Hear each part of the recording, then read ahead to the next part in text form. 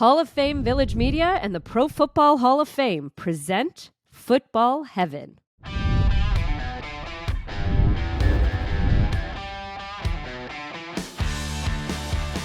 Joe, as we talk about some of the other leagues, because it is indeed the Pro Football Hall of Fame, we are joined by three Hall of Fame quarterbacks who all started their careers in other leagues.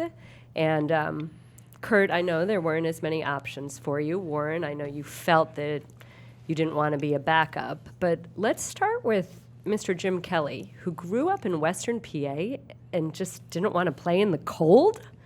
That's how you ended up in the USFL? Not exactly, but Ching, ching, ching. bingo. Well, to be honest with you, yeah, I grew up in Western Pennsylvania. I went to the University of Miami, Florida, not Ohio. And then, of course, during draft day, the Buffalo Bills had a couple picks in the first round.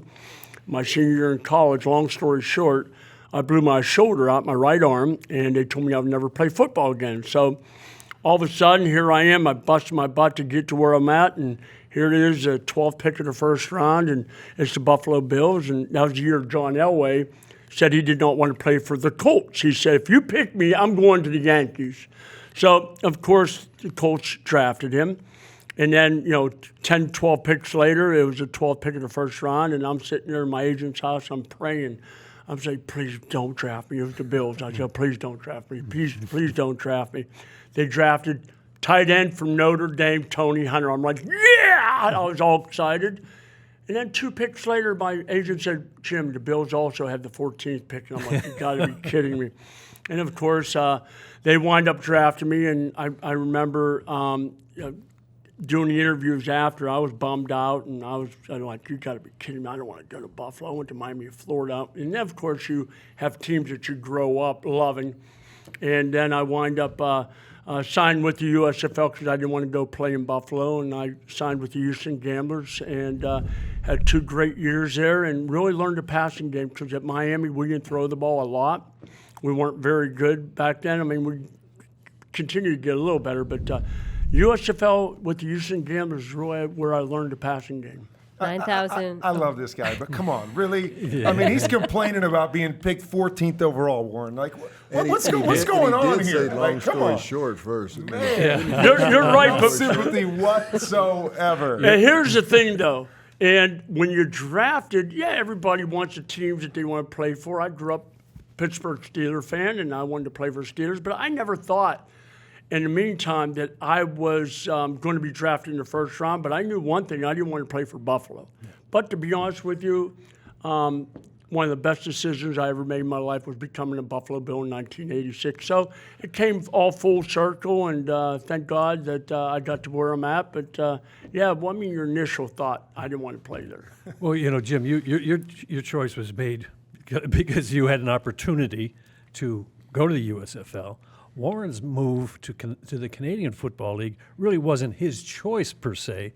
It was really because of the way the league was at that time. There were no black quarterbacks, and they were looking at the guy that just led his team or his college team to a championship. Everything said this guy's a first-round draft pick, NFL caliber. He ends up not even getting drafted. I had a pretty good senior year and led a team to a Pac-8 championship. I was player of the year in the conference, went to the Rose Bowl. We had a huge upset against Michigan. I was MVP of that game, too. And I just felt like I had put myself in a position to at least be drafted as a quarterback. I wasn't looking to be drafted in the first round or anything like that, even though the guys that did go in the first round, I felt like I was right up there with them. But to not even be considered to be a quarterback was something that was really it was hurtful to me, and it was something I had to really think about what was my other option. And my other option was just to go either to Canada or take a chance some team might draft me in the National Football League as a quarterback. And most teams were saying they weren't going to draft me as a quarterback. They were going to change my position to either defensive back or wide receiver. So I had to make a decision. Did I want to do that, or did I want to go somewhere where I could at least play the position that I was comfortable with? I didn't think I could play professional football as a wide receiver. I wasn't that good an athlete or as a defensive back. Those are the two of the most highly talented positions on football teams. So I weighed the pros and cons, and my attorney at that time, Lee Steinberg, had been doing all of his due diligence on what teams had thought about me. So all the information I got told me to go, play in another league and get a chance to play quarterback. So that's why I went to Canada. I wasn't drafted, which was great because when I did decide to come back, I was a total free agent, so I could go wherever I wanted to. So after going through having dreams of being drafted one day as a college football player, when the NFL draft finally came around, I didn't want to be drafted because I had already signed in Canada. They had to have my decision 6 weeks before the NFL draft because their season starts earlier, so they needed a decision by me. So I was hoping on the day of the NFL draft that I didn't get drafted because I knew if I ever came back, I'd want to have my own rights, and nobody would have my rights. So that's kind of the way my deal with. Warren, Kurt was saying that he used to watch you in the CFL. So 6 years, all those yards, 5 Grey Cups. Do you remember ever thinking, why isn't this guy in the league? Yeah, all the time, because I think, coming from the United States, you always think about playing in the NFL, Right. playing in the That NFL. was your dream as a but kid, I yeah. would watch guys, and Warren being one of them, you watch him up in Canada, and you're like, my gosh, this guy is so good. Why doesn't he get an opportunity at that level? And, I was never thinking about the black-white thing at the time. I'm just thinking, this guy can play. Will he ever get an opportunity? Because you were up there for a number of years. Yeah, I was up there for 6 years, and I was under contract the first 3 years, so there was nothing I could do about that. And then I ended up signing another extension because I was having such a great time up there playing and winning, and we were winning championships every year, and they were paying me well. And I wasn't dealing with anything racially, nothing like that was a part of it because I had dealt with a lot of that in college. So it was refreshing to me, but then all of a sudden it got to a stage where I had so much success, there wasn't anything I could really accomplish up there. I'm looking at games on TV, I'm going, I could do as well as this guy can in the NFL. But the only way you could really test how good you are as a quarterback is to play against the best players. So that's what made me want to come back to the league, just to see if I was really good enough to do it, because people had told me I couldn't, and I still felt like I think I can, and I need to go and try it. Do you remember ever looking at them and thinking, even if I start in a different league, if I start Arena League, if I start in NFL Europe, I can still end up at the NFL because of them? I don't know if I ever really thought, I don't know how you guys felt when you went there, but you kind of always felt if I go somewhere else, it still doesn't guarantee me a shot at the NFL level. So you hold out, hope that, hey, I'm going to get this chance to play in the NFL. That's the only thing that I want to do. But eventually it came back to, I just want to play football. And when there's nobody that's going to give you an opportunity at the NFL level, it's like, okay, I don't want to work in a grocery store. I don't want to be doing those things. So if I get an opportunity to play anywhere, at least I'm playing the game that I love. And even in arena football, by the time I was done, I was, what am I ever making, $65,000, $70,000 a year. And I'm going, I can take care of my family, and I'm doing what I love doing. And that to me was more than anything. I remember watching Warren in Canada going, okay, if it's not the NFL, I'll go play in Canada, because I'll do what he does, winning these championships and having success. So that was more of what I was thinking, as opposed to, well, they went from one league to another league. Goal was always the NFL. But beyond that, it was, if I can play, I want to play. I play as long as I possibly can, wherever I have to play, if that's the only option I have.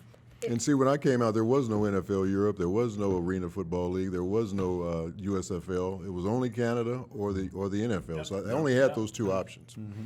Okay, so Jim, other than the fact that it was warmer and they didn't play any defense in the USFL, what? Really, they didn't play defense, And they did played they? indoors, too. that was pretty good.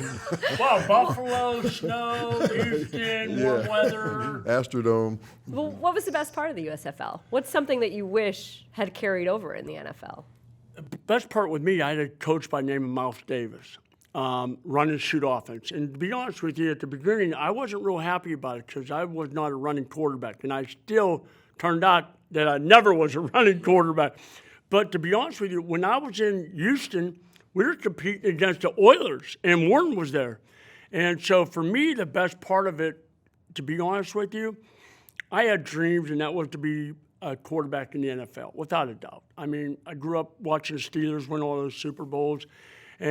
But when I got to Houston, really learning that offense and understanding what it was all about, to be honest with you, I was ready to stay there. But the league folded, and then I wound up, only going to Buffalo. And that was the only choice I really had. But I loved Houston because my brothers lived with me. Had a good time. I was single. I was young. I liked I heard about his Coors parties. beer. I was married to 3 kids, and he was having all these parties. Coors, come on over. I can't do it. But time goes on, and you know what? There's so many things that happen in your life that make you who you are today. And there's no doubt that back in those days, being able to share it with the people I love, and that was my brothers, I enjoyed it. I loved the game. And as I look back on it, it's very easy to look back on things and say, this has made me who I am. But my brothers helped me be who I am. And being able to wind up in Buffalo and have the team that Ralph Wilson put around me was amazing. And it was really the only decision I had, because Ralph Wilson said when the league formed the USFL, he said, you either sign with Buffalo or you're not going to play. So I had no other choice to sign. But we tried to work out a trade, and that did not work. And but as I said before, one of the best decisions I ever made was becoming a Buffalo Bill, because I still live there today. And one of his big losses was my gain, because Jack Pardee, who was his head coach in the USFL, when they folded, he becomes the head coach of the Houston Oilers. You know, I was going to say And that. they ran the run and shoot, and I used to watch him on TV going, look at this guy throwing all these touchdown passes and all these yards. I'd love to be in an offense like that. He brings that offense to Houston, and I had a really good picture of it because I watched them play all the time, and we started doing the same thing. So Well, it was you think- an offense that I loved. If you look at all three of you, think of the coaches and the impact they had on your game and making it available to Kurt, with Dick Vermeil, Jim, Marv Levy, and Ted Marchibroda was a big part of that too, and Jack Pardee. The coach had such an impact on your success once you got that opportunity or made that choice. Yeah, they brought June Jones in, who was my quarterback coach, and he just completely changed my confidence my coach too. and really helped me with the deep ball and different things like that. And then we also had Kevin Gilbride, who came in right after him. So between those two guys who had really good knowledge of what that offense was all about, it made my career just kind of take off. And by the way, during his career, that thing that you said, cha-ching or ka-ching with Jim, he became the highest paid player in the NFL. Warren did. And it's funny because when I see the salaries that they're getting today, when I came into the league in 1986, I not only was the highest paid professional football player, I was the highest paid professional athlete for about 2 weeks. And then, of course, everybody, continued to go after that. But the USFL helped get the salaries to really escalate and get to where they're at today. I mean, of course, they're stupid numbers, but God bless them. Oh, I'm not even going to get into it. Wait, so what was your salary when you were Kyler Murray, what he's going to make this year, I made my whole career. That's funny, because that's what I was going to say. Josh Allen makes more than a half a season than I made my whole career. That's amazing. God bless. That's amazing. Kurt, when you think about the other leagues you played in, is there a rule that you'd like to bring to the NFL, or is there something you miss? A rule? Any of well, you? something I missed about the Arena League is we never handed the football off. Like, you only run it at the end of the game when you have to. Everything else was throwing. But you mentioned earlier, what did you love about the other leagues? I tell you what I loved about the Arena Football League was that nobody was in it for the money. Nobody was in it for the fame. It was a bunch of guys that just loved playing ball. And I think at some point along my journey, it became so much about, God, I just got to make it. I just want to get there, that you lose sight of why you fell in love with the game to begin with. And that's what I love so much about, Jim was talking about, everything shapes you, right? It shaped me as a player, but it also shaped me as a person. But it helped me to fall back in love with the game and just go, man, this is just what I want to do. And why do I want to do it? Because when I got a ball in my hands, I just feel like this is where I'm supposed to be. So I was so grateful for that time, because I, at times, I think lost sight of that as I'm just trying to make it. And it was able to kind of reshape everything as I did finally make it in the NFL and have my run. Warren, the HBCU guys talk about how they know every other HBCU guy, and there's a fraternity. Is there a fraternity among undrafted guys in the Hall of Fame? So, I guess sort of. We don't talk about it a whole lot, but we all know what our journeys were to get there. And like Kurt and John Randall, people like that, we talk about it from time to time, but I don't think there's anything special about that group, but I think we feel like we definitely earned our way in there, because we weren't high round draft picks. We weren't guys that like Jim Kelly, who was celebrated in 2 different leagues and all that. We had to scrape and scrap to get what we got, and we earned everything we got to be able to wear this jacket. So it's something I'm very proud that I was able to get to this stage of my career, and I'm sure Kurt feels the same way, John Randall, and all the other undrafted guys. Anybody ever find out if Steve Young got his full USFL salary? I don't think he got all that money. I didn't get all mine.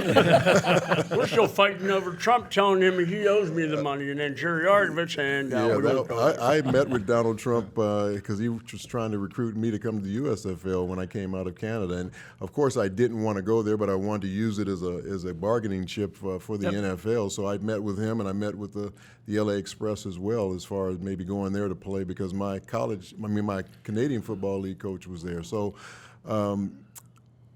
I did use it as a stepping stone to get to the NFL, only to get more money. That's all. I never wanted to go play there. Do you gentlemen like the idea of the USFL now? Yes. I love it. I love the fact that these guys have another opportunity to try and make it, because we made it that way. You know, we started in those leagues. Jim probably could have went straight to the NFL, but you know, Kurt and I, if we didn't have leagues like that, we probably wouldn't be where we are today. So. Every guy isn't always ready for the National Football League. He might need a little bit of seasoning, a little bit of grooming, or just be seen by the right person or be in the right situation. That's what these leagues provide for these young guys. And it's not only for the players, for coaches too. Yeah. Coaches that didn't have that opportunity to coach or want to get to the top. That's their way of showing that you can do it. I can still be there. And of course, the players. I mean, everybody wants to play in the NFL. Yeah. I mean, that's just the way it is. I mean, who doesn't? And if you can't do it, if you can't be one of those guys that is on that roster, the 85 or 90, whatever they have going to training camp, then you got to be able to show them that you still can play. And the USFL is a great opportunity. Plus, I think they're coming out with the XFL again. Yeah, coming back. Yeah, I mean, right, I love it for a couple different reasons. I mean, Warren mentioned it. A guy like myself, I needed to play more football. I only played 1 year in college, so I didn't have the experience that these leagues gave me. And then I think, like Warren's talking about, other guys somehow just fall through the cracks. And you look at these, and it's like, come on, like seriously, like how did this guy not get in the league? Or John Randall, I mean, so dominant. Wow. But sometimes you just fall through the cracks, and if it weren't for that opportunity, and you don't get a chance to just play football for somebody to see you. I mean, I go back, my Hall of Fame speech, I talked about Al Luginbill. You talk about coaches. I was playing arena football, and he was coaching in NFL Europe. And he called me in 1996 and asked me to come play for him. And I told him, if you can get me signed by an NFL team, I'll come play for you. He called a bunch of teams. Nobody was interested. So I'm like, I'm just going to stay here. He actually called me back in 1997 and asked me to play again. I gave him the same story. You get me signed by an NFL team, and I'll go over. That ultimately is what led to me being signed by the St. Louis Rams, because he had a connection with them, and it opened the door for me. So it was me getting seen by a coach that was coaching in NFL Europe that stayed on me, to give me that opportunity, which led back to that. So I'm so grateful that there's so many. The more, the merrier, and I hope that the NFL buys into them a little bit more, because we need developmental leagues, especially for our position, offensive line, that I hope these things will last. Look at some of the quarterbacks that have come out of those leagues. You look at John Kidna, you look at Jeff Garcia, who came out of Canada, you look at Brad Johnson, who went and played in the Super Bowl. I mean, Rich Gannon, I think, there's been so many guys that have played in these leagues before they got their chance to get to the NFL, and if they didn't have those opportunities, who knows where they would have been. They're probably doing something else. All right, absolutely last one. Is there anything that was practiced in one of your leagues that would blow an NFL player's mind? The way you traveled to games, what your locker rooms were like, what kind of staff you had. Everything. We traveled commercial with everybody. We just had to block a number of seats for our team. We didn't have charter planes in Canada. Who sat in first class? The coaches. Yeah, they did too. And I remember going on a flight. ZZ Top was on our flight with us, the whole band. It was wild. I mean, Jerry Argovich had them all on it. We're going to high five, and all you see is guys with big long beards. They don't play football, but of course I thought that was the coolest thing in the world. ZZ Top's on the flight. I mean, arena football was was a whole different deal. I mean, the apartments that we had, I Did you remember guys the have planes? No, we didn't. We bust most places, or we did go commercial. I remember when I got our apartment for arena football, the furniture that was in the apartment came from a local Holiday Inn that had been flooded. So it had flooded a couple years earlier, and so it was just a bunch of mixed and matched furniture. Like, go pick out what you want and throw it into your room. So there was a lot of stories about arena football. But again, it makes you forget about all the stuff that you chase after Right. when you get to this level and just play football. And all the stuff that we've learned and been through throughout our whole lives has made us the men that we are today. Thank you, good Lord. No doubt. Thank you all so much, gentlemen. So, Steve, we were just chatting with the other guys. Did they even play defense in the USFL? The USFL was good football. People think that, and I can compare because I played in 1986 in the same calendar year, USFL, and then I was in Tampa Bay playing for the Buccaneers. And I can tell you the football I played in the spring was better than the football I played in the fall. Really? And that, I mean, maybe that's not saying a lot because the Bucs at that time were really in tough shape. But it was just better football. Yeah, well, and I think the USFL people don't realize how much of a place it had. It was not a startup anymore. It had found its place, and they needed to consolidate a little bit. There's some overspending, some people, and I was part of the problem too. But there was things to kind of get right, but they were easily managed to be right. And the USFL should be so entrenched into the psyche of we would have year-round football really in many ways now 30 years later, and it's unfortunate that it went away, and people don't realize people don't know, think, oh yeah, these world football, they just show up and they just look like, this was different, and it was different in a very substantive way. Well, you bring a really good point because people do lose sight of this. The USFL was not a startup league. They went after veteran NFL players. They competed in the draft. They didn't go out looking for the bartender who thinks he could play. No. These were bona fide guys who would have been in the NFL. Many of them didn't in the On my team, Gary Zimmerman, there's two of us in the Pro Football Hall of Fame that broke into the USFL because they were that competitive. I mean, Gary was going to be in the first round draft choice. I was going to be the first pick. Like, those are the guys that were going because we could play. We could play where we wanted to. And, I was learning from John Hadel and Sid Gilman and or I could go back up somewhere, right? So in that way, it was a real place to go.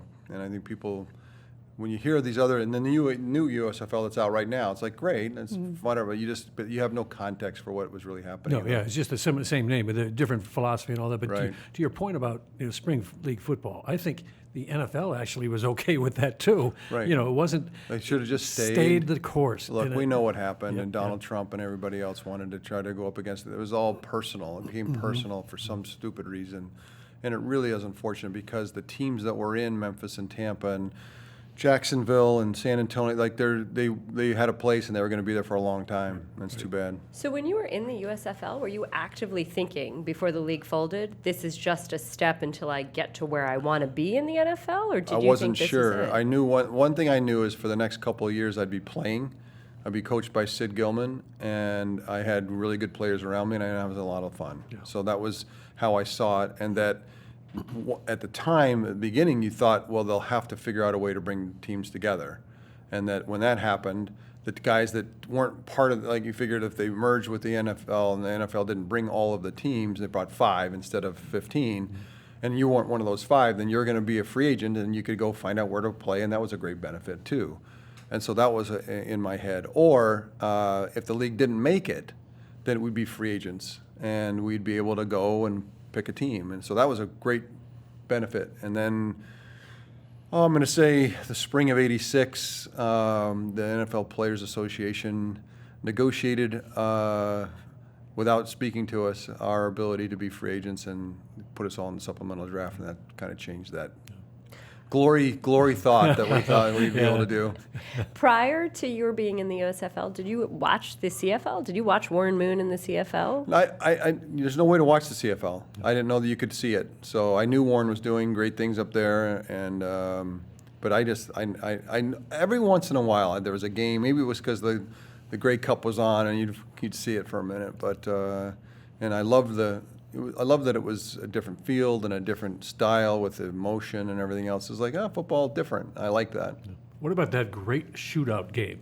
You and Jim Kelly, the USFL quarterbacks in the NFL. Well, that's the thing, Jim. I mean, we were being coached by really good people, and we were playing really good football. You know, and I think you were able to show that, and that was fun to think about the games that you were playing. We were young and loving, kind of doing that, and then being able to express ourselves like artists. You know, like you get the full canvas. Like it was a wild offense, and that was fun. And so Jim and I, whenever we saw each other, in fact, that happened in the NFL as well. When we played the Bills and went back and forth forever. That was a no punt game. So I guess Jim and I need to play each other more often. You mentioned Sid Gilman a couple of times. You know, you really had the benefit of one of the great offensive geniuses, and then over in San Francisco, you know. So you think about it, Joe. My coaches from college on, Lavelle Edwards, which is a famous college coach, and my offensive coordinator was Mike Holmgren and Ted Tollner. And those are two great names. And then in the pros, it was Sid Gilman, John Hadel, Bill Walsh, Mike Holmgren again, Mike Shanahan, you know, Steve Mariucci, and like it was just a hit parade of. My dad used to say, look, if you better be good, because if you weren't good with those guys, then you'll never don't have a chance. You have a chance, right? So I think that's why the USFL was different, because it was a league that was great football and a great opportunity. You know, Reggie White, and there's a lot of guys in my year that I bet 5 of the top 10 draft picks went to the USFL that year. What about some of the other leagues? Like when you were hearing about Kurt Warner were you even hearing about? Yeah, hey, no, there's with this the guy in the WFL, arena. we was like, to me, because I had the experience in the USFL, I knew what it was. Those other leagues felt like startups, you know what I mean? And which is great. Once the league folded, I had a mourning for all the jobs that were lost. You know, there's 900 jobs that have lost for now the next decades. So all those opportunities to play the game that people loved were going to go away. And so anytime something else came up where guys could go try and keep their passion alive, I really honored it. Like at the WFL and anything else, the XFL, anything else, I was like, look, if you get a chance to go. My brother, who was heavily recruited out of high school, didn't play much in college, and had such a love for the game, needed to play. And he went to Helsinki, Finland to play semi-pro football, took his young wife and baby and played for a season in Helsinki. It's like, I've got to play. Yeah. And so I know how that feels. And so anytime, like the USFL or anything else that's going on, there's guys like my brother that just can't, they got to be able to get, and then once he did it, he got it out and was like, I'm good. I'll go and be a doctor. Now he's One of the great photos, one of the great pro football photos, is a photo of Steve, his brother, his mother, and his father posing on the front steps of the Pro Football Hall of Fame when you were, 7? Maybe, not even. We were traveling back from Utah to New York. We lived in Greenwich, Connecticut, and we were driving through. And think about it, you're on I-80, and you're traveling across the country. And my dad says, no, we got to go down to Canton. And so we, as a 7-year-old, we took the picture down here and went through the hall. And when he was elected to the Hall of Fame, we reposed the photo. Oh yeah, we did with my brother and everything. That's great, Joe. So your parents saved that photo the whole time. Oh yeah. Oh well, they still have the piece of white bread they didn't eat in 1972. So. You know. Well, let me ask you this one: when you think about your days in the USFL, is there any story that if you were to tell in that room right now would blow people's minds? Yeah, I think that there's things that happen once the infrastructure started to go away, and that's where I figured the consolidation was coming. Our team was the worst off because our owner got in kind of legal trouble. Mm-hmm. And so when they stopped getting paid, the league had to start to pay people or else they weren't going to. And the league was slow, and so then, you know, you're trying to go play a game with no coaches and no, like, you think about it, like there's no one cutting the grass, there's no one to give the bus to take to the airport. There's like, so you have to kind of do all that yourself, and then you have to come up with a game plan, and you have to, what about who's going to copy all the game plans so everyone has a copy, you know, like stuff that just was just automatic everywhere else, yeah. Right? Yeah. Like you had to come up with. So There's a famous story getting in the bus and the bus driver saying, well, I was told I have to have cash. I can't drive you. And, so everyone's like, well, we don't have $600. Anyone have $600? And I had a few $100. I kept ponying up the money, and we got in the bus and left. And that's how we got there. So there's funny stories. The league thought it was interesting to go over to Pierce College because the Coliseum was so embarrassing because we weren't drawing. There was 40, 50,000 people at every game in the Southeast and a lot of other places, but in LA it was really tough. So they went over to Pierce College thinking that they would fill up Pierce College and make it look better, and it was a disaster. Yeah. And then I remember Doug Williams was playing for the Arizona Wranglers. That's right. And Arizona shows up, and Doug Williams is, he's Super Bowl champ not many years before, and we walk out of this thing, we're like, they couldn't see the scoreboard. Neither of us could see the scoreboard because the sun would hit it. And you could not see the clock or the score. And so half the time you're like, is it the 30? Do we have time? Or timeout? I'm not sure, but timeout, maybe timeout. So there's still things like that made it feel more startup-ishy, but those are just weird things that happen. It's funny, Jim Kelly told us that he still hasn't been paid his full USFL contract. He said to ask you if you ever got your money. I did, and it was unique because I signed what was an annuity, famous annuity, that was going to pay me over 50 years.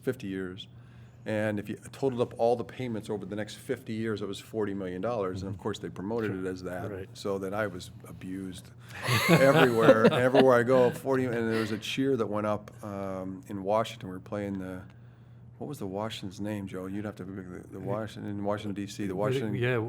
Not Admirals, were they? Generals. General. No, that was New Jersey. New Jersey. I feel bad that I've forgotten. Anyway, we're playing. My folks drove down from Connecticut to see the game, one of my first pro games. And I did something bad and started to chant in the corner, 40 million down the drain. And pretty soon the whole place is going. Federals, wasn't it? Washington Federals. And my mom just couldn't take it, and she stood up, I guess a few drunk guys down in front, like leading the charge, and she goes, "It's an annuity," because she wanted to explain that I might suck, but it was because it's not 40 million. If it was 40 million, he'd be better than this,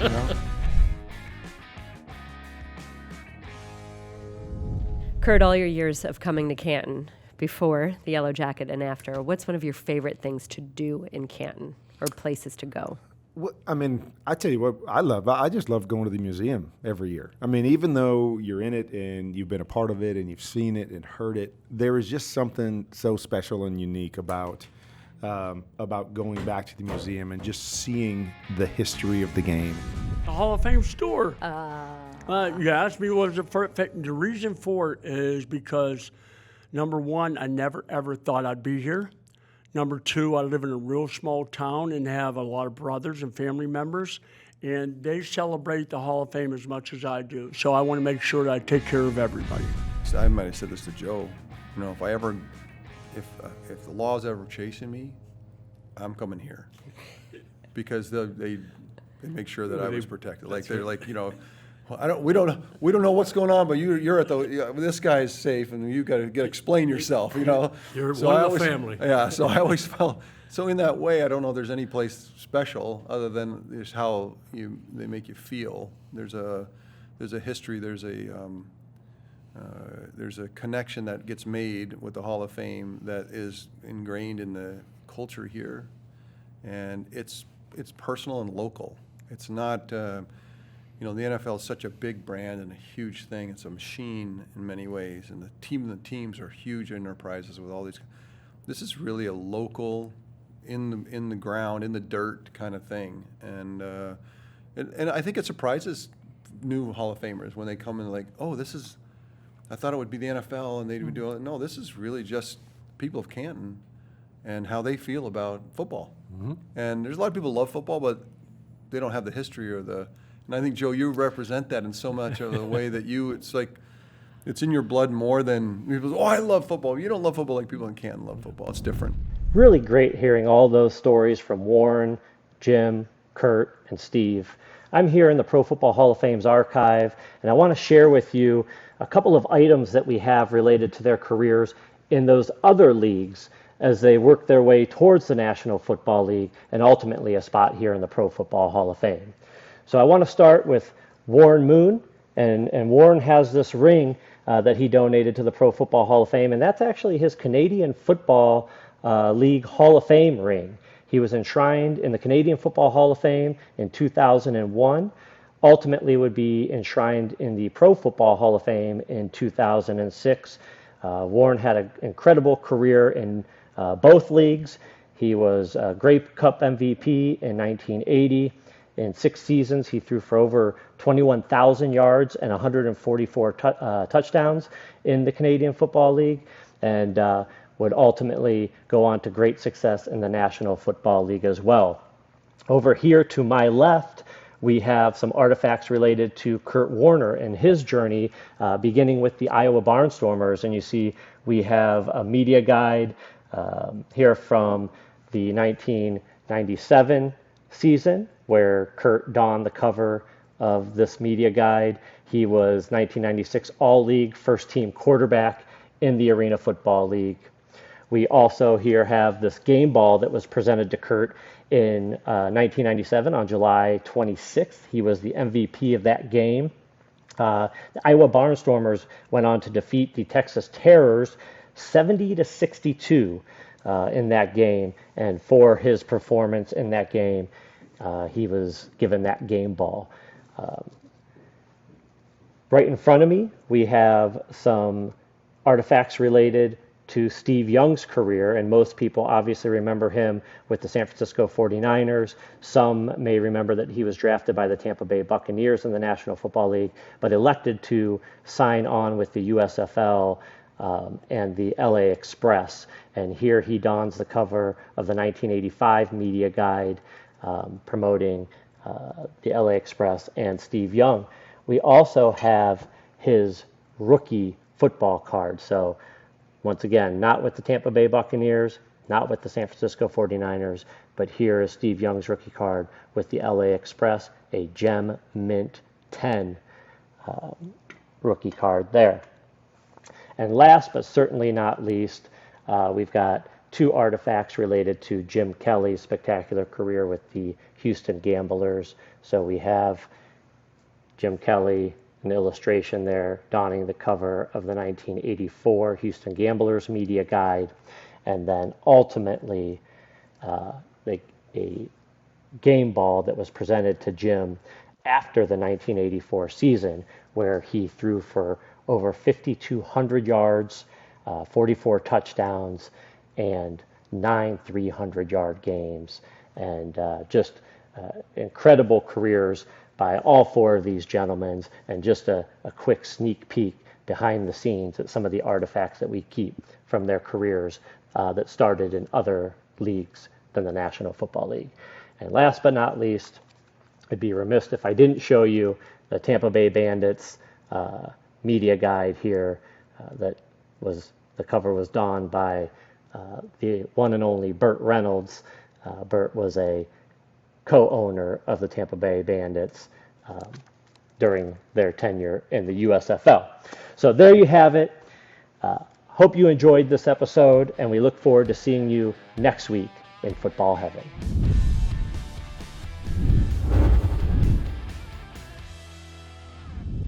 Visit Canton and experience Hall of Famers' hometown favorites for yourself. Plan your trip to America's playing field. If you enjoyed today's episode, please check out the Hall's other exciting podcast, The Mission. For more Football Heaven episodes and bonus content, please visit Hall of Fame Village Media and Pro Football Hall of Fame social media.